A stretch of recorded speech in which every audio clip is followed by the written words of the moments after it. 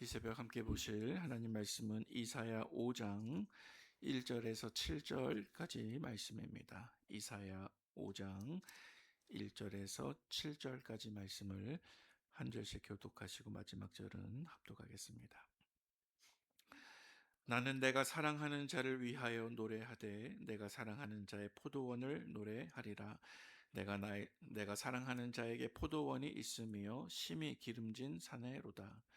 땅을 파서 돌을 제하고 극상품 포도나무를 심었도다. 그 중에 망대를 세웠고 또 그 안에 술틀을 밭도다. 좋은 포도 맺기를 바랐더니 들포도를 맺었도다. 예루살렘 주민과 유다 사람들아, 구하노니 이제 나와 내 포도원 사이에서 사리를 판단하라. 내가 내 포도원을 위하여 행한 것 외에 무엇을 더할 것이 있으랴. 내가 좋은 포도 맺기를 기다렸거늘 들포도를 맺음은 어찌 됨인고. 이제 내가 내 포도원에 어떻게 행할지를 너희에게 이르리라. 내가 그 울타리를 걷어 먹힘을 당하게 하며 그 담을 헐어 짓밟히게 할 것이요 내가 그것을 황폐하게 하리니 다시는 가지를 자름이나 북을 돋우지 못하여 찔레와 가시가 날 것이며 내가 또 구름에게 명하여 그 위에 비를 내리지 못하게 하리라 하셨으니 함께요. 무릇 만군의 여호와의 포도원은 이스라엘 족속이요 그가 기뻐하시는 나무는 유다 사람이라. 그들에게 정의를 바라셨더니 도리어 포악이요 그들에게 공의를 바라셨더니 도리어 부르짖음이었도다. 아멘. 네, 오늘은 이사야 5장 1절부터 7절까지 말씀을 함께 묵상합니다. 오늘 우리가 읽은 본문에 가장 잘 어울리는 제목을 하나 붙여보라고 한다면 아마도 포도원의 노래라고 하는 제목을 붙일 수 있을 듯합니다. 오늘 본문 1절 말씀은 다음과 같이 시작하고 있습니다. 나는 내가 사랑하는 자를 위하여 노래하되 내가 사랑하는 자의 포도원을 노래하리라. 여러분 여기서 노래하는 나는 누구일까요? 또 내가 사랑하는 자는 누구를 가리키는 것일까요? 금방 답을 찾기에 쉬워 보이진 않지만 여기서 나는 선지자 이사야입니다. 그리고 내가 사랑하는 자는 그가 사랑하는 하나님 여호와이십니다. 이사야 선지자는 마치 사랑하는 연인에게 부르는 노래 형식으로 듣는 이들에게 부담이 없는 다정하고 또 서정적인 형식으로 오늘 본문을 시작하고 있습니다. 그러나 여러분, 이 노래 속에 담겨 있는 내용은 굉장한 반전입니다. 왜냐하면 그 내용은 이스라엘 족속에 대한 하나님의 유죄 판결 그리고 심판이기 때문입니다. 오늘 본문 속에는 포도원이라고 하는 말이 등장하고 있습니다. 그리고 농부가 등장합니다. 그리고 포도나무가 등장합니다. 오늘 본문 2절 말씀을 같이 읽겠습니다.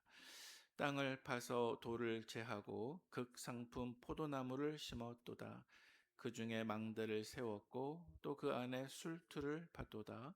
좋은 포도 맺기를 바랐더니 들포도를 맺었도다. 아멘. 여러분 오늘 본문 속에서 포도원이 무엇인지 또 농부가 누구인지 또 그 농부가 하시는 일이 무엇인지를 이해하는 것이 참으로 중요합니다. 오늘 본문 속에서 포도원은 나중에 7절 말씀에서 소개되고 있는 것처럼 이스라엘 족속을 뜻합니다. 그리고 그 속에 심기운 포도나무는 유다 사람들 혹은 이스라엘 사람들을 뜻합니다. 그리고 농부는 누구일까요? 하나님을 뜻합니다. 그리고 농부가 하시는 일이 있습니다. 방금 읽은 2절 말씀에 잘 나와 있습니다. 말씀을 한번 다시 띄워주시기 바랍니다. 먼저 농부는 심히 기름진 땅을 파고 돌을 제거하고 포도나무를 심었습니다. 가장 완벽한 토양 위에 가장 완벽한 포도나무를 심었습니다. 땅을 파고 또 돌을 제하여 주는 것은 나무가 자라는 데 방해가 되는 모든 것들을 장애물들을 제거해 주었다는 뜻입니다. 그리고 농부는 망대를 세우고 그 포도원 안에 술틀을 팠습니다. 망대를 세우는 이유가 무엇일까요? 그것은 들짐승이나 도둑으로부터 포도나무를 지키고자 하는 것입니다. 농부는 심어놓은 그 포도나무를 마치 눈동자와 같이 끊임없이 지키고 있습니다. 그리고 농부는 술틀을 팠습니다. 사실 술틀은 포도나무가 열매를 다 맺은 이후에나 필요한 것입니다. 따라서 우리는 이것을 통해서 농부가 가졌던 선한 기대를 추측할 수가 있습니다. 농부는 포도원으로부터 선하고 아름다운 열매가 가득 맺혀지기를 기대했다는 것입니다. 그러나 기대와 전혀 다른 결과가 나오게 되었습니다. 2절 하반절 말씀에 보니까 좋은 포도 맺기를 바랐더니 무엇을 맺었습니까? 들포도를 맺었도다라고 기록하고 있습니다. 이어지는 3절과 4절 말씀은 농부의 선언입니다. 이렇게 말씀하고 있습니다. 제가 봉독합니다. 예루살렘 주민과 유다 사람들아 구하노니 이제 나와 내 포도원 사이에서 사리를 판단하라. 내가 내 포도원을 위하여 행한 것 외에 무엇을 더할 것이 있으랴. 내가 좋은 포도 맺기를 기다렸거늘 들포도를 맺음은 어찌 됨인고. 여러분 이 3절과 4절 말씀에 다시 한번 나라는 인물이 등장하는데요. 여기서 나는 선지자 이사야가 아니라 여호와 하나님이십니다. 농부이신 하나님께서 좋은 열매 맺기를 기다리셨지만 농부에게 돌아온 결과는 들포도 열매였습니다.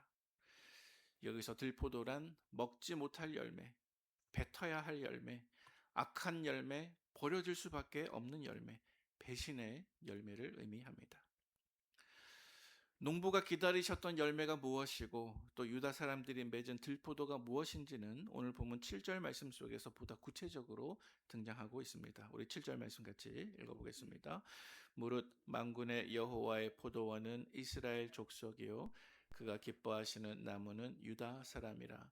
그들에게 정의를 바라셨더니 도리어 포악이요 그들에게 공의를 바라셨더니 도리어 부르짖음이었도다. 아멘. 자, 다시 말해서 농부가 간절히 바랬던 열매는 지난 주일에 우리가 살펴본 말씀처럼 정의, 미시파트와 공의, 체다카였습니다. 그런데 돌아온 것은 무엇입니까? 돌아온 것은 억울한 약자들의 고혈과 피를 의미하는 포악과 또 착취당하는 사람들의 부르짖음이었습니다. 이어지는 5절부터 6절까지 말씀은 심판의 선언입니다. 먼저 우리 5절 말씀을 같이 읽어보도록 하겠습니다. 이제 내가 내 포도원에 어떻게 행할지를 너희에게 이르리라. 내가 그 울타리를 걷어 먹힘을 당하게 하며 그 담을 헐어 짓밟히게 할 것이요. 아멘. 여러분 포도원에 심은 그 극상품 포도나무에서 들포도밖에 나온 것이 없었을 때 농부는 단호한 조치를 취합니다. 5절 말씀에 보니까 먼저 울타리를 걷어내고 담을 헐어버립니다. 이것은 바벨론과 같은 이방 민족으로부터 유다 민족을 지켜주시던 하나님의 초자연적인 보호막을 다 거두시겠다는 것입니다. 또 이어지는 6절 말씀입니다. 우리 같이 봉독하겠습니다.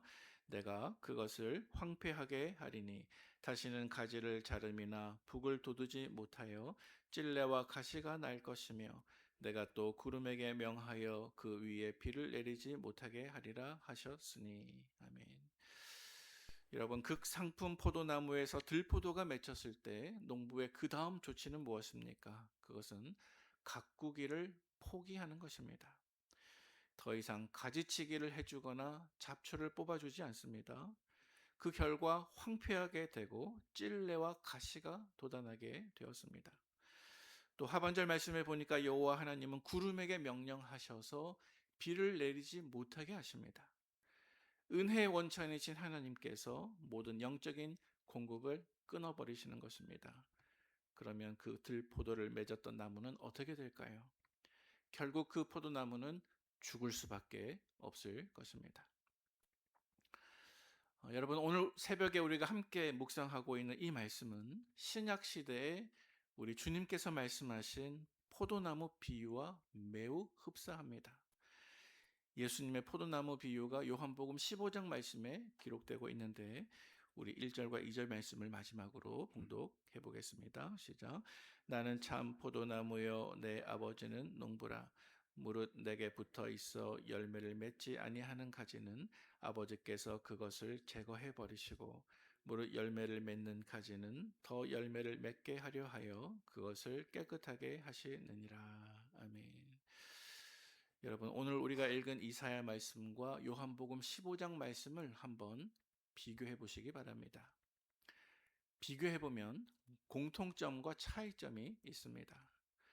공통점은 이 두 가지 이야기 속에 모두 포도원이 등장합니다. 또 다른 공통점은 농부가 등장합니다. 그리고 그 농부는 여호와 하나님이십니다. 하지만 여러분, 차이점이 있습니다. 그 차이점이 무엇일까요? 그 차이점은 포도나무가 달라졌다는 것입니다.